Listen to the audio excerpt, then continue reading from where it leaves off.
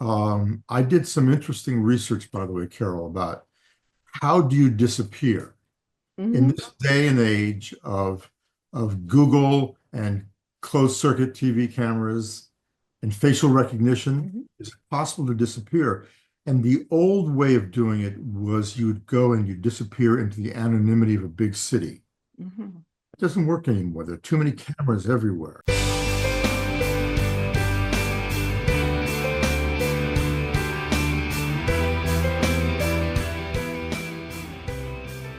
Welcome to our latest Book Reporter Talks to interview, where our guest today is Joseph Finder. We are so excited about talking to him about his new book, The Oligarch's Daughter. We haven't talked to Joe in a long time. I haven't seen him in a long time, so I'm really looking forward to this conversation. Our reviewer, Ray Palin, had this to say about the book. The suspense level is literally at the heart in your throat range. And I agree with him on that. And the pages feel like they are turning them themselves. Joseph Finder has another classic on his hands. Now, I completely agree. I couldn't put this book down. I kept going back and reading more pages. And then I said, well, I guess I really do need to do laundry, or I really need to do something else. But it's completely interrupting my life. Lots of late nights on it. And it's one of my book reporter bets on selections. I'm betting you're going to love it as well. And we're going to talk about why. So, with that, welcome, Joe. And nice to see you here. Great to be here. Thanks for having me, Carol. So, let's start out with you telling us what the book is about. Sure. So it's about a regular American guy who falls in love with the daughter of a Russian oligarch without knowing she's the daughter of a Russian oligarch.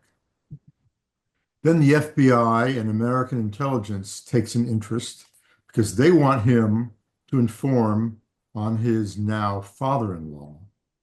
And he is stuck because on the one hand, he feels if he doesn't obey the FBI, he's screwed. If he does start informing on his father-in-law and it's found out, he's definitely screwed. And so he's kind of trapped, and that's the sort of dilemma that sets up the oligarch's daughter. And I love the setup because at the beginning, well, first of all, let me go back that we knew a lot about Russian oligarchs when we had our office in New York. We were on 57th Street. And at the time, they were buying up all the real estate and all the new apartment buildings that were going up. And we were just saying, gee, when the war in Ukraine, started out, everybody had to vacate their apartment buildings. And we're like, wow, that street was empty before. It's really got to be empty now because that was who was coming in.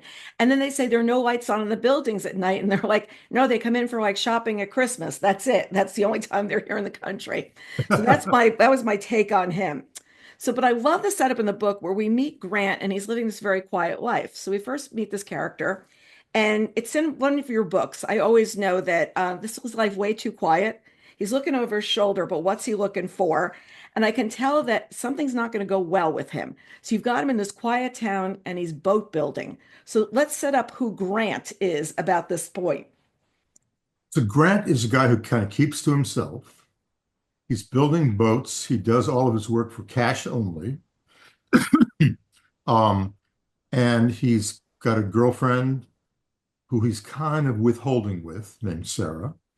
And he's sort of enjoying this life um, until one day he is asked to captain a boat, and a guy shows up who recognizes him because Mhm. Grant is not just Grant.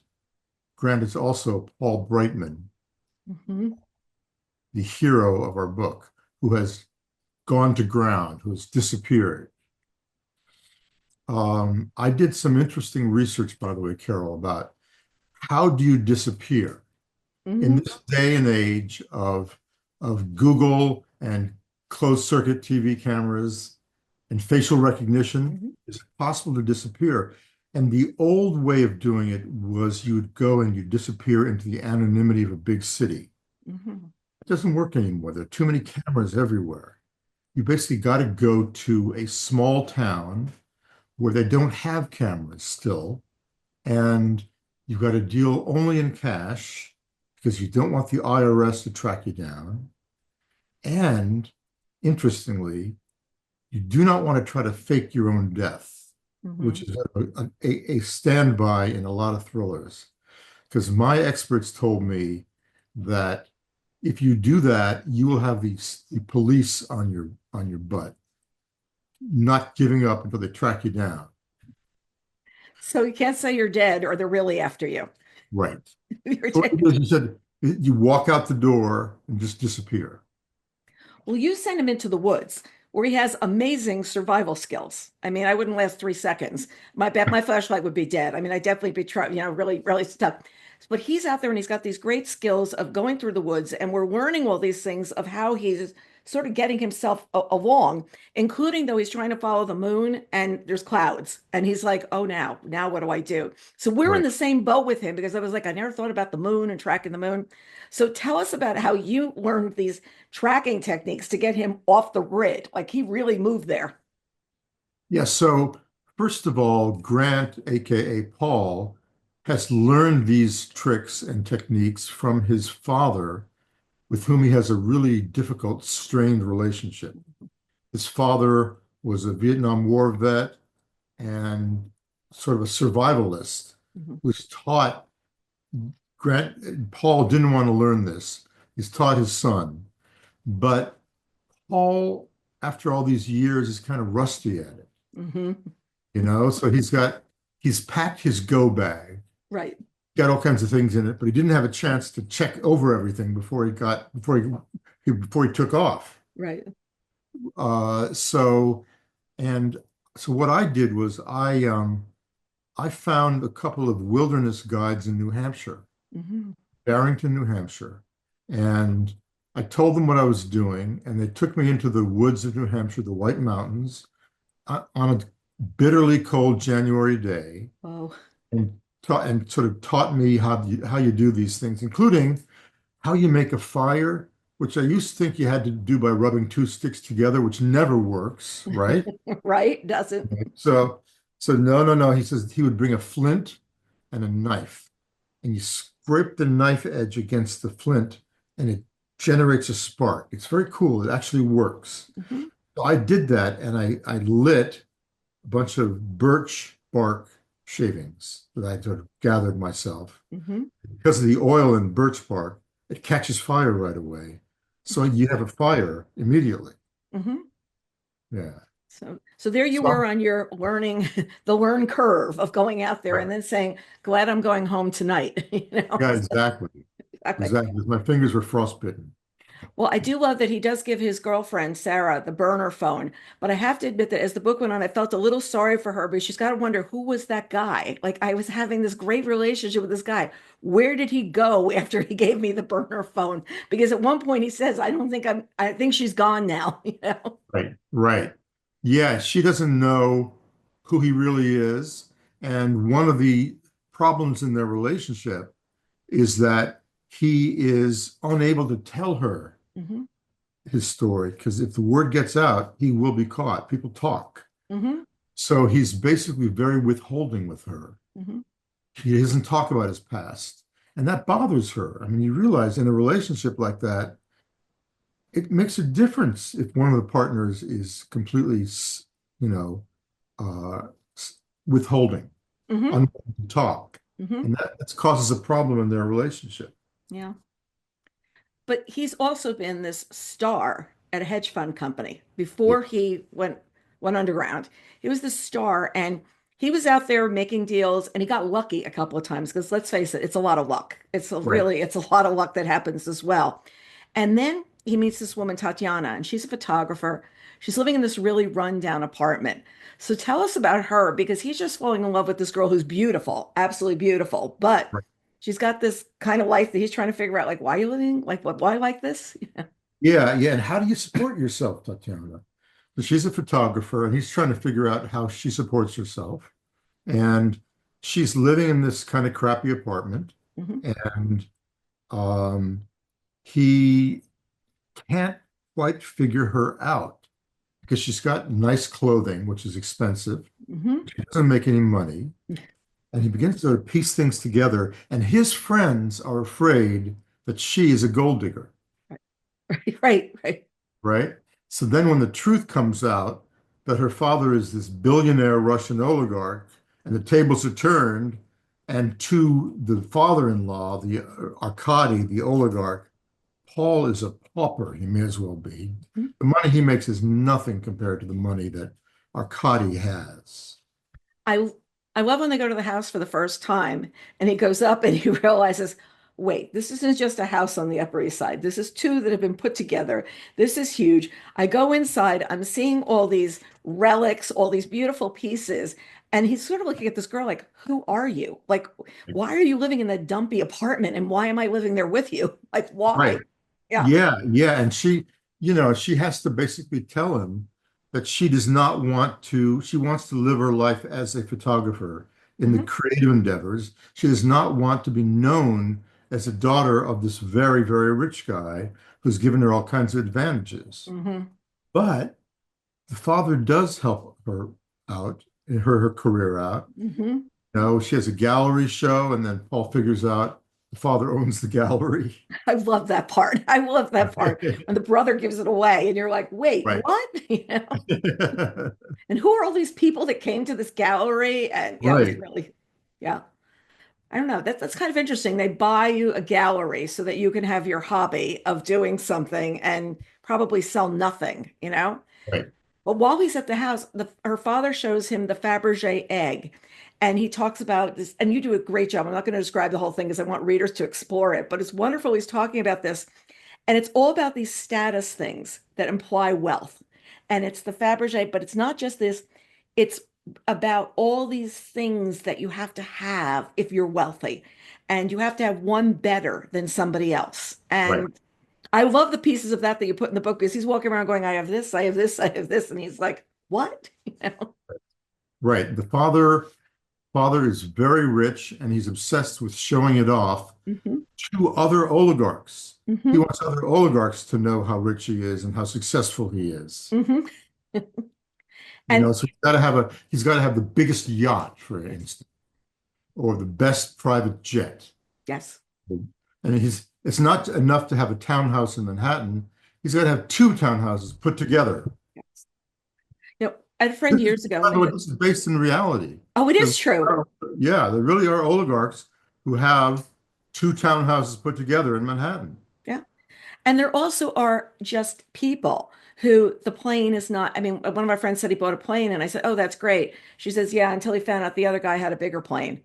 Right, And you got a house at the beach. Well, it's fine, but the other one's on the water, and you have private privileges at the golf club. So it's like the bar goes up, up, up the entire time when people are talking. And I right, find that so interesting. That's the measure of wealth. And you think that money will make people happy and relaxed, but it right, really, there's just a new level of stress. right, exactly right. And there's a great deal of unhappiness, despite the huge wealth and anxiety about who's richer than you are. Hmm. Then, I was writing this book before the war in Ukraine happened. Mm. And I sort of had this notion of my oligarch as kind of like a merchant prince. Hmm. He owns all this great real estate. Hmm. He also donates philanthropically to hospitals and museums and all Hmm. that. He's an upstanding citizen. And then the Russians invaded Ukraine. And all of a sudden, the oligarchs are all sanctioned. Hmm. They have to scurry out of town and their yachts are seized. Yeah. I sort of thought, oh crap, that's the end of this book, Hmm. you know, until I realized actually, if I do two timelines, I do one before this war breaks out and one during the war, it's going to make the book richer and deeper Hmm. and even more interesting to me. I agree. I had a friend who was in the Caribbean when the war was going on, and they watched this one yacht move out into the international waters, and it never moved the rest of the time they were there. And they said, that's a Russian oligarch's yacht that they've gotten off the coast. And there were a number that were stationed right off the coast in these international waters. They And won't it be was so seized. nobody could retrieve it. So you couldn't go Exactly, and say, let's go get it. exactly, right. So I actually have never been on a yacht, so I'm sorry to tell you that. But Your yacht I research was great. I tracked down a captain of a super yacht who is hired by oligarchs Mm. to captain their boats. their yachts.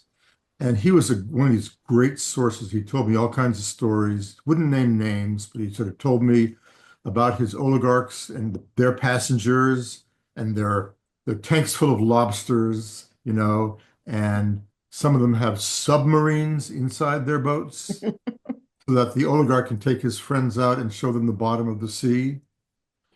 It's Crazy. kind of, Yeah. it's amazing. Yeah. And it's like, and even that the one suite was so far at the other end of the ship that it was like it was in a different block. And if you were in the city, it's like, well, we can't get over there like right away. And her father's was like way at the other end. And her father Right. also has that interesting wife, the third wife, I think it is, the young wife. And Yes. she's actually trying to run Tatiana's life, run their wedding, run everything. Yes. So Paul has to sign this prenup to prove that the marriage is about love and not money. Right. But her father like reels him in then. And he's like, you come work for me. You make money for others. You do that for me, but you do Right. bigger than them. You do bigger than Right. them. And I love that because now he's like, I love this girl. I've got this job. I've got to leave this job and go work for who? And Right. what's this? What's this all about? Who is this guy? What kind of money firm is he running? Hmm. You know? So, and he sort of feels, in a sense, he's got to do this because he loves his wife and he wants to be a good son-in-law. He says to the father-in-law, Arkady, he says, this was just luck. And Arkady says, I want some of your luck. I want it back. I want it back. Right. And I like when he uses mushrooms. The father uses mushrooms to talk about stocks. The poisonous ones opposed to the rare ones that are special. And he's telling Paul that he wants the rare ones that are special, not the poisonous ones. And it was such a great metaphor because some will kill you and the Right. others are going to do well for you. And Paul also realizes he's not going to deliver, he's going to be dead. So, Right. Right. There's kind of a metaphor there. So he realizes that, I mean, the Arkady is telling him that you need to have an expert telling you which ones are the right mushrooms to collect. mhm, If you do it on your own, you will collect a look-alike mushroom that's actually poisonous and you will die. mhm. So that the implication there is pretty clear. You don't come work for me, you will die. You will die. Yeah. And then they go off to Russia. Well, first of all, Paul is never really told where he's going. Like, go out of Teterboro in the morning. We're going to Chicago. He has no idea what he's going to do there. And then it's Right. like we're on our way to Russia. And I love when he talks about it as Galkin is saying, it's a world-class city now, world class, greatest, most fun city in Europe. And he goes on and on. And then he says, at some point, Arcadi's saying to him, I used to want to listen to Mick Jagger, but now I hire Mick Jagger to play at my house.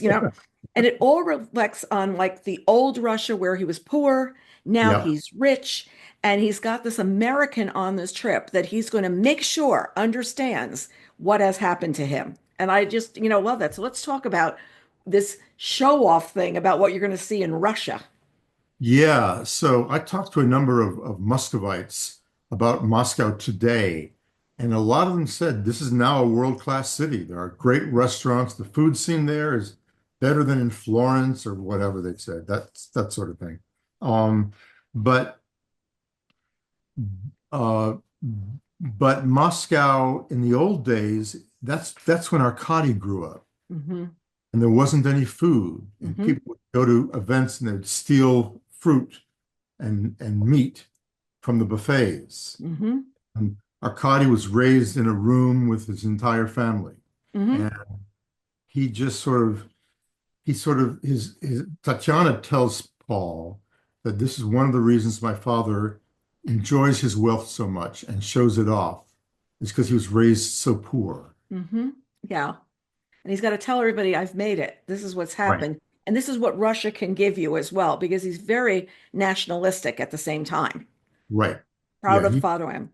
exactly. He's not anti-Russian at all. He's very pro-Russia. And that raises all kinds of questions in Paul's mind, is what is Arkady's relationship to the Kremlin? Hmm. We don't know we can't figure this out. But clearly he knows people. He knows the top people. He's able to go in and out of Russia as he pleases. Hmm. How is that possible? You must know people. And so now they're there, and Andrew gets to meet somebody from the FBI who gives him the lowdown on what's going on. And he Right, says the stakes in his life are now going to get a lot higher because he's realizing what's going on. It's one thing when you think maybe, but then when you hear what is, and it's a lot worse than you thought it was, you're like, oh gosh, I love this girl. Where can we go hide? And he right. realizes there's no hiding. There's really not going to do. And so then he's on a run equal to what he was at the with the prologue, in the woods, because now he's got to figure out what am I going to do. And something that I love about your books, it's the hunt. And here you've got two hunts. You got the hunt in the woods, and then you've got the hunt with him trying to figure out how to save his own life, have the life that he wants, and also how to how he's going to extricate himself where he is. So you've got your dual hunts going on in this book, and I love the way you go back and forth, between them. Thank you for picking that up. That's a deliberate parallel there. Hmm. Uh, I wanted us to see him in this sort of elemental in the woods, in this elemental chase.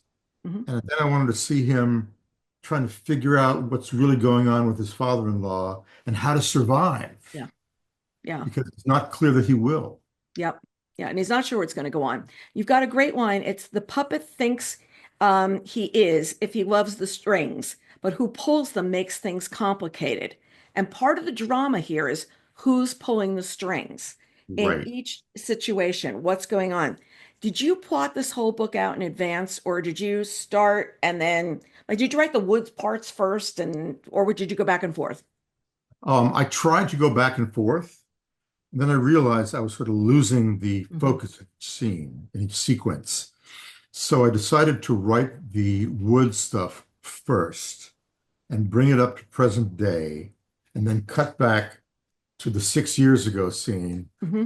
Paul first meets Tatiana, and they start dating. Gradually, they fall in love.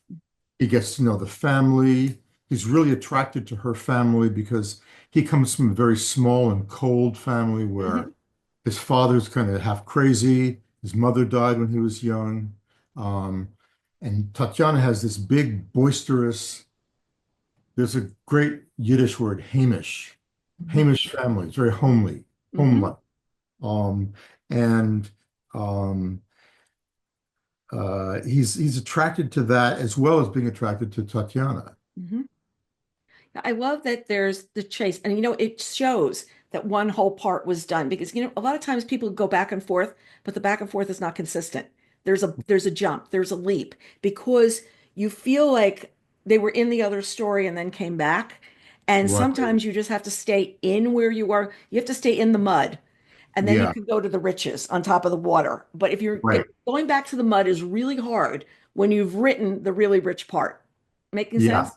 Absolutely. So that's why I alternate him being in the mud, cold, frostbitten, miserable, to this very fancy scene in an oligarch's house or yacht, uh, Hmm. where he's eating caviar, which he hates, and lobster and all this kind of stuff. Um, so no, you're right. In order to keep the focus, I had to sort of alternate. I had to write one scene. One second. I had to write one sequence entirely separately. Hmm. Hmm. And then it's like, and then okay, so then you've got these different parts. Then did you plot how you were going to have them weave, like where you're going to do that? Yeah, Because that's also tough. yeah. That's you get into the geometry of the book, where basically I had to figure out how to alternate from one scene to the other, Hmm. and you have to make it so that each scene relates to the other timeline, Hmm. and that it makes sense, Hmm. and it also advances the plot. Hmm. So that's the sort of engineering behind the scenes that the writer has to work on. I will say that I'm not a math person, but the geometry of this book works really well. And I think it's really why I enjoyed it because I was trying to sit down and say, sometimes when I finish a book, it's like, why did this one really work? Because sometimes a book doesn't completely work for me. And I said, I think it's working because when I finished that part in the woods, I was at an end and then I was picking up over here, but I was okay. Like I was picking up with a whole new scene of what was happening there, but there were enough carrots from before to figure out what was going on. He was still cold. He was Yeah, still wet, you know? yeah. The reader has to be reminded. You're reading fast. You want to be reminded of where you were in Hmm. this scene 6 years ago or present day. Hmm. You need enough details that it brings you back into that scene. Right. And you need to have even his old boss in with when he's with the Russians and saying, like, why are you doing this? Come back with me. So you need to have him realize that he wasn't a failure someplace. He was successful, and that's why he's wanted. And a lot Right. of times it's just like you need another job. No, he was good at what he did. Yeah. Yeah, exactly. And that's why Arkady wants to recruit him to do whatever he does in his company. Yeah, Yeah, that's gonna right. make that magic for him too, you know? That luck. I love that the name of the yacht was, I'm probably going to pronounce this wrong, Prochorin, Yeah, which is exactly. based on the protagonist in a novel called Hero of Our Time. Now, I Right. take it, I know you read widely. Have you read this? Like, where did this idea come in? Yeah, yeah. Well, so Pechorin in this book by Lermontov is sort of an interesting controversial figure among Russians because some think of him as a total jerk Mhm. and some think of him as being this ideal hero. And I knew that Arkady would heroize uh, Pechorin Got and it. name his yacht after him. Hmm. Whereas then on the boat, Paul is hearing from other people saying, "Oh, Pechorin, what an a-hole," you know? Right, right, right. So it's perception and reality of what's going on Right. the whole time in the book. It's like what you think is happening and what's really going on behind the scenes. Right. So, you talk about also learning something every day in our woods chapters. 90% of the United States is uninhabited, underdeveloped wilderness. I Right. love little factoids like that. Do you Right. find them and hold on to them and say, it's going to work in this book? Or did you find this as you were researching this book? Because it's those little moments that are super real. Yeah, in that case, I found it while I was doing the research. I knew I wanted to have a scene with off the gridders. Mhm. So I read a book called Cheap Land, Colorado by Ted Conover. And in this book, he talks about off-gridders in Colorado and talks about how 80–90% of America is unsettled woods. And I thought, that is perfect because they're Yes. going to have they're going to have a network that crosses the country. Hmm. Um, so I sort of borrowed from that fact. We were out in Colorado this summer and we were driving, and there were so many places that were cell phone free. Like I was like, wait, Yeah. we're really in cell phone free Colorado. We were going over to a friend's home for dinner and they said they were giving us directions. They go, when you get to this point, if you think that you're lost, call here because there's no cell service from here on the way up. It's like, we might know we're lost yet. And they go, well, if you get lost, go back to that spot. And that's where, because you can't get us after that. And it's not going to show up on the GPS. And I was like, where is this? And this beautiful log home that they built, years ago. But we were laughing because I said, we mean no cell service. How can I live there? I Right. couldn't do that. Exactly. I know it's scary It because those is. of us who are used to having cell phones and our email and all that kind of thing. It's Hmm. scary, sort of, um, to just sort of be in this area where you cannot communicate with somebody Hmm. else. Hmm. And you realize how much of the country is really like that. And then, we talk about, oh, we need more land for people and blah, blah, blah. There seems to be a lot of land that we need to figure out how to use wisely, like how Yeah. to use wisely if we're going to, do this. And Yeah. it's a big issue today of what is happening with housing and where people are and, what we need to do.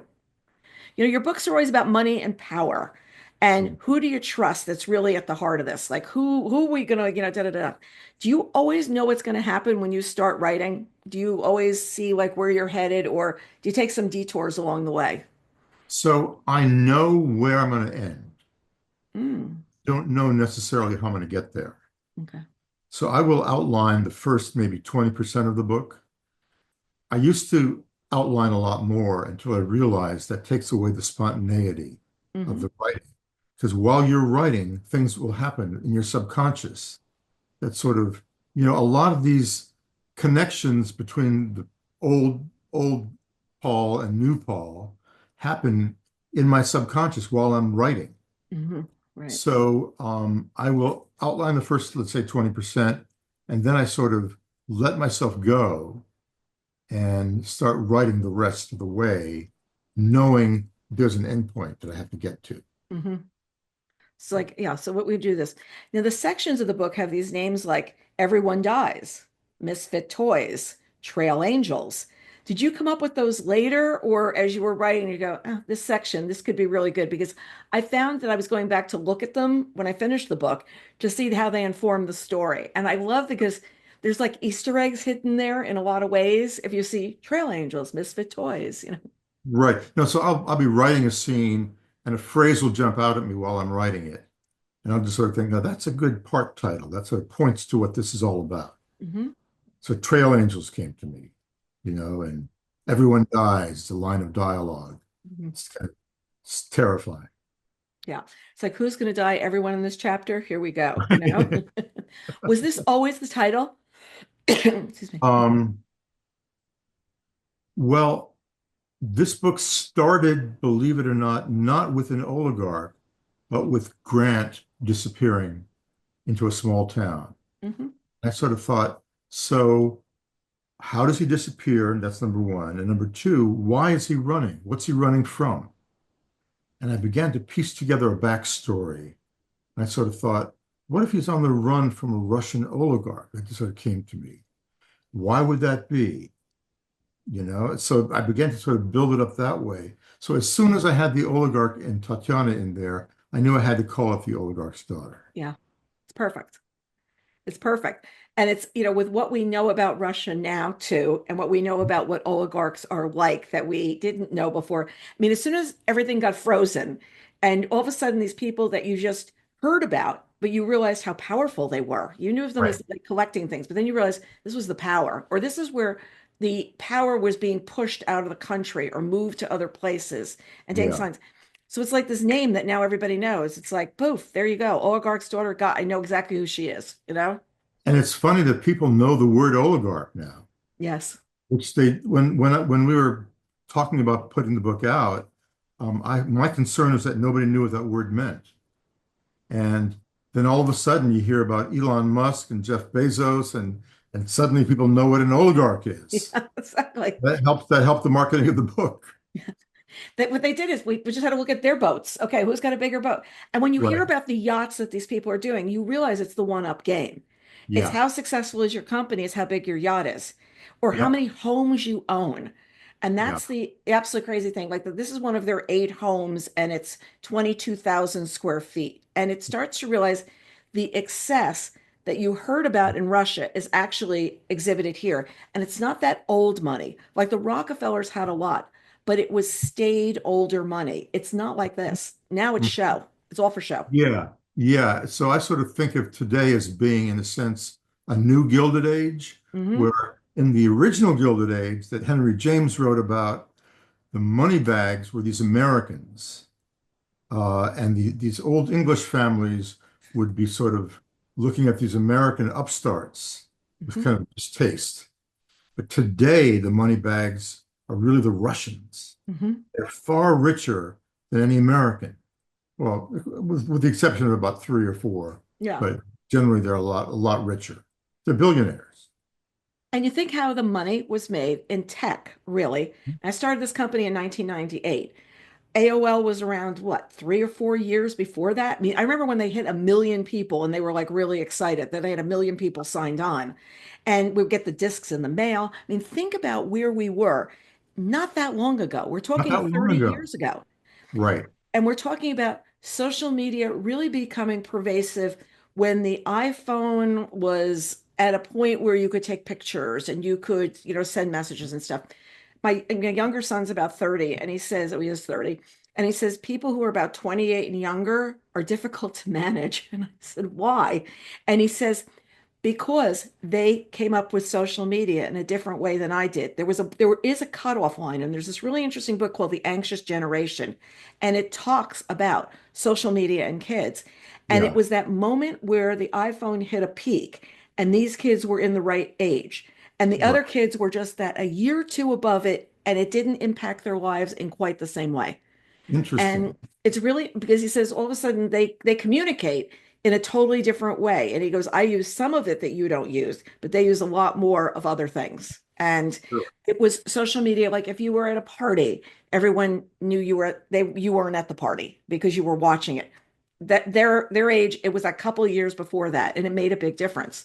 The book's Yeah. really interesting because it hits on why these kids have all these troubles, and like where depression is coming from in young people and things like that today. It's that not Mhm. knowing. But really, Yeah. I'm bringing back to I mean, Bezos, Facebook, all the stuff, we didn't know that how many years ago? I mean, we're really on a new frontier of all of this. And even with the scariness of AI right now, of what is this really doing? I mean, what is really going on? And we had a friend over and she was talking about, well, I'll have it rewrite my like letters to make them sound better. And I said, you just have to realize though, they then have that copy someplace that they Right. then make something better from. So you're Yeah. sharing your information out there as part of it. And there's really interesting points about that as well. So was this the first cover? Was this the No, it was not actually. The first cover was sort of pastelly. ooh, And my wife looked at it and said, that's not a Joe Finder cover. A Joe Finder cover has to be red and red and gold for put this it kind back of here, you can see it better, I think. um Yes, and and the gold, and it needed it all. yeah, yeah. And so I think Harper has done an amazing job with this cover and the gold embossing and the shiny cover Beautiful. paper. And it spells a lot. It spells a man on the run. It spells that Yeah. there's opulence. It's like, got everything there. I just want you to know, Joe, I don't wear red. For you and Scott Turow, I've put on a red sweater. Him a couple weeks ago, you today. I went today and I said, all right, I'm bringing out the red sweater just for Joe so that it'll work with the cover. Draw the eye out there. Thank you. So Mark Bramhall is the audiobook narrator. And have Yeah, you had a chance to listen to his recording? I have. And he's really good. So we auditioned. Initially, my audio publisher sent me like four or five narrators and said, choose one. And I said, but I don't know any of these people. I don't know if they can do a Russian accent in English. Right. I want I want them to do a plausible Russian accent and not sound like a cartoon, Hmm. not sound like the old cartoon Boris Badenov and Rocky and Bullwinkle Right. cartoon. Anyway, so they brought in four or five more narrators who had all done foreign accents well. And I listened to one of them, and Mark Bramhall just nailed it. Wow. And so I was so delighted when he agreed to narrate the book. You're smart to do that because you're right. They might have a great narration, but if they can't do Russian authentically, it's going to sound It's going to really screw not up the great. book. Yeah, exactly. It's just it'll the authenticity of the book is why the book works because we Yeah, feel like we're there in each of the places. We feel like we're on the run. We feel like we're wherever. I know the show I was talking about was The Night Agent, which I don't think was yeah, exceptionally done well second season, but it's that on the run kind of a thing. And this book has the energy of that. You're on the run, you're going to be in a place, but you have to be wickedly smart because no matter what tools you have, you're not going to have them all. And you're going right, to have to do something, and that's what I love about your characters. They've got to be bright enough to get themselves out of like a really bad situation with nothing that they really know. Like right. what he does with the file, I thought was like brilliant, like absolutely brilliant. Like, I'm going to do this, da, da, da, and I'm not giving any more away. There's a question I feel like I need to ask, and like, oh, no, is there any movie or film interest? I feel like we always have to go that way. Yeah, there is. We have, I'm not yet allowed to announce it, so I have to be kind of coy about it. I'm sorry, but we have sold it to a really terrific producer and with a really good showrunner, writer Oh, to excellent. adapt it as a TV series. Nice. So I mean, this is farther along now than most projects generally tend to be, where Hmm. you just sell the rights and you don't know what's going to happen. Hmm. They have the writer as well as the producer. Yeah. So if you've got that attached, if you've got that, then they're thinking their crew of what to do. And I think it's because it's such a solid story. And you also think of where the places it's going to be shot. And you've got like how many places are they really going to go? Mhm. And that's something you have to think about these days because they're thinking about how big a set do they want to build. Right. And something, if you're doing world building these days, there's a lot of not wanting to do world building. It's too much. It's too Right. hard to do. Too expensive. Yeah. And it's like everything since like COVID and then the strike. There's this new look at the numbers. There's a Yep. new way of doing the math of is Yeah. the math really going to compute? And I think it's because there's so much streaming and movie and everything out there. I A mean, lot. there are movies that make it like, 2 weeks in the theater and then you're watching it online. And then Yeah. I mean, most of the movies that are for the Oscars this year, I have not seen. I have not seen a lot of what's nominated because we Yeah. watch a lot more streaming than that. Same here. Yeah. So and then sometimes when I'm seeing something really great, it doesn't get nominated for anything or it gets nominated in very few categories. And I'm like, well, that was the best thing I saw all year. Mhm. As far as a series even on streaming. And I'm like, where was the attention going? So that's a whole Yeah. game as well. Yeah. But I've had two movies made, You have, and yeah. which is kind of beats the odds, right? Yes.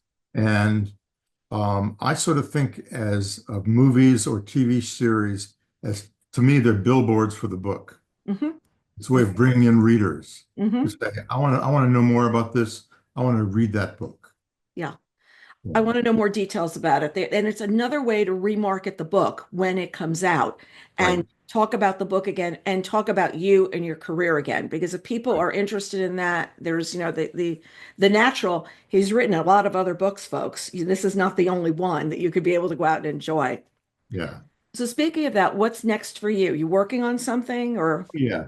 I'm working on the new book, um, which is the beginning of a new series, actually. oh, Yeah. wow. I love writing series books. I mean, this had to be a standalone, for hmm example. Works as a standalone. Um, but people love series characters. I love writing series. It's kind of easier to write a series, frankly, hmm than it is to do a standalone where you have to sort of create the world from scratch each hmm time. hmm A Yeah. series, you don't have to do that. You have a lot of the world and the characters and the family of the characters set out already. So that's what I'm working on right now. You just have to have a good Bible about those characters because sometimes when you're in on book one, you don't know you're going to be doing book 14. And you're sitting there Right. like, wait a second, how Exactly. old was that child? I can't have them Right. be that age. It's not going to work for the books later on. So you Exactly. know, though, from writing series as much as you have, Yeah. that, okay, I've got to figure out how this is going to go kind of arc wise because this person can't be this. Either that or we're going to be up against a wall right away. Right. Exactly. And you got to plan all that stuff at the beginning. Yeah. Some writers are just sort of lucky. They just write a book not knowing if it's the beginning of a series or hmm not. And they just continue from there. And that's what Lee Child says that Reacher was. He didn't plan it as a series, he planned it Yeah. as sort of a one-off. But then he decided to sort of keep going. Right. And so I think, but I've been doing this long enough that I know you got to plan. hmm You've got to figure this out in advance. It's also different from when he started writing Reacher years ago. The readers have changed, writing has changed, books have changed. So Right. I think that I'm not going to say that he got away with, but what you could do before, you've Mhm. got people, let's put there's a Goodreads, there's a this and a that, where people are out talking about it, got to nail it right. And you Right. got to nail, like, this is what's going on. I'm not saying that Lee did not. I don't want to get mail that says that, but I'm Yeah. saying that the average person going out to write a series right now, they're people that are looking deeper and being able to talk about it. And we'll go back to like when we first started out, we did the first ever interview with John Grisham. Well, people go, oh, the interview with John Grisham. It was typed. It was typed and put up on a page. There was none of this. We were 2 decades away from being able to do this and doing it Yes. in a very primitive way. So when you think about it, a lot of the things that people were writing before weren't being discussed in quite the same way. There was a chat Yeah. room, there was this. Yeah. Now there are large platforms for having conversations with people across the country about books that may see themselves as experts or whatever, but are in diving into your work. Yeah. Yeah. And um, I think that oh, I just lost my train of thought. I'm sorry, Okay. Karen. I think they made you have to be sharper, though. I think they made authors have to be like, There's just the presence of email now. If you make a little mistake, you get an immediate email from a reader. Yeah. yes, And if you write two books in a series and you screwed up the timing on one, you're going to hear about it for Right. sure. Yeah. And the chat rooms about it and that kind of thing. So yeah, you got to be careful about People that. dive deeper. People dive deeper. And Yeah. and really ardent readers is that's what they're looking for. And what I really Right. loved about this is it was smooth. It was when he was going to a place, you really felt like you were there, but you also saw you had reasons why it might work and it might not work. It might go this way, it might go that way. And you Right. presented them a lot of this could go south going this way or could do this. Which path is he going to pick? And Right. we were in his head trying to figure out now what am I going to do next? Right. Will he survive this encounter? We survived this. We'll get back. And I Right. still worry, is he ever going to send a postcard to Sarah? Just want you to know. Right. This is who I am and this is what happened. Right. That poor girl. I really felt for her. At the end of the book, I was like, my gosh, she's the one, you know? Right. She's the one. And you don't want to be photographed any place for the rest of your life. You don't Yeah. want to be anybody to see where you are or who you are because of this network of how people can find out who you are these days and Right. track you down because he knows exactly how that works on the other side. Right. He's Well, got to be really careful all the time. Joe, it's really great. It's such a great book. I really, really enjoyed it. I'm glad. I know it's been a while, but I'm glad that you took your time, did this one, and got to share it with everybody because you really feel like you're there in every scene of what's going on. I was cold. I was opulent. I was buying furs. I had it all under control. Thank you so much, Carol. Really appreciate that. Yeah. So great to see you again. We want to see you for the next time to be talking about the series. We really appreciate Yeah. having you. Excellent. Love to do that. Great. And to everybody else, we look forward to seeing you next time on Book Reporter Talks to.